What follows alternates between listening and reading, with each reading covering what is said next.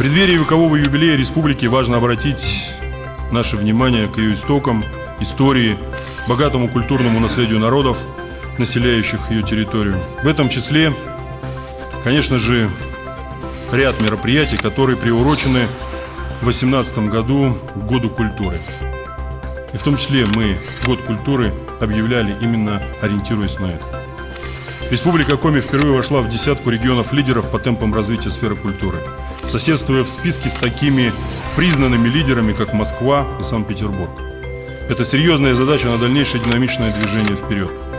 Напомню, в прошлом году на развитие культуры из бюджетов всех уровней было выделено на 500 миллиарда больше, чем в 2016 году.